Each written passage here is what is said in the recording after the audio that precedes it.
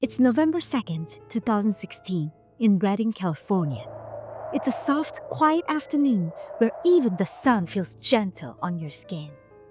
34-year-old mom of two, Sherri Papini, laces up her running shoes and heads out for an afternoon jog. She's the type of mom who keeps her kids' drawings on the fridge.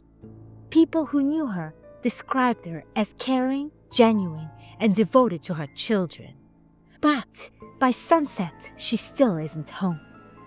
She always cooks dinner for her kids, but tonight, the kitchen stays quiet.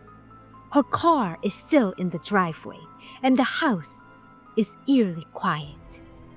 Her husband Keith comes home from work to an empty house, so he calls her, but there is no answer. Mama, you can tell right away something's not right. That's when he opens Find My iPhone app and finds out Sherri's phone isn't moving. He drives straight to the location, a rural stretch of Sunset Drive, and finds it on the ground. The earbuds are still wrapped neatly around it, almost too neat. Within hours, search teams are out on foot and helicopters are scanning overhead. The community comes together because when a mom goes missing, it hits differently. And as you can probably imagine, Keith barely sleeps. He leaves the porch light on every single night. Just bring her home. Bring her home safe. Mama, you can feel how heartbreaking this was for Keith. At 4:30 a.m. on November 24th, a driver spots a woman on the side of Interstate 5, 150 miles away from home. It's Sherri. Her wrists are restrained. She's terrified and is shaking so much that paramedics are struggling to take her vitals. Here's what she tells investigators.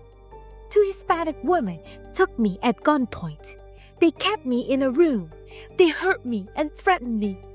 And then they let me go before dawn. This blows up everywhere because a missing mom coming home feels like a miracle. Detectives comb through the evidence and they find the first red flag. The restraints didn't match typical patterns. One side was much tighter than the other. And Mama, that's actually something investigators see a lot when someone ties their own hands. Then they find something even stranger. They collect male DNA from her clothing and her body. Not two women, but a man. The DNA hits on James Reyes, an ex-boyfriend. James's DNA was on you. No. Mama, the way she's responding, you can feel her panic.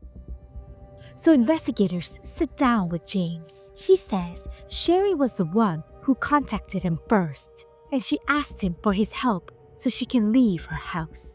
He drove up to Redding to pick her up, as she stayed inside his apartment for an entire 22 days. Apparently, she never left the apartment, and the injuries came from harming her own self. He says she told him she was escaping a situation that wasn't safe. And Mama, he believed her. And this right here is the moment the entire story falls apart. When investigators confront Sherri, she denies it. For months. Eventually, in 2022, she reaches a plea agreement. She admits the kidnapping was made up. She pleads guilty to mail fraud and making false statements to federal agents. She's sentenced to 18 months in federal prison. And Keith, the man who waited for his wife's return every single night, files for divorce the very next day. Mama, I know you're wondering the same thing I was. Why did she do it? Prosecutors suggested emotional struggles and attention-seeking behaviors, but Sherri herself never explained a motive. And what hurts the most is that two young children had to learn their mother's story piece by piece through headlines. If this story stayed with you, Mama, I'd love for you to subscribe. And Mama, if your own life feels complicated lately, I hope you're gentle with yourself. None of us including myself, get it right all the time, and that's totally okay. Now it's time for me to go hug my baby boy a little tighter. See you next time, Mama.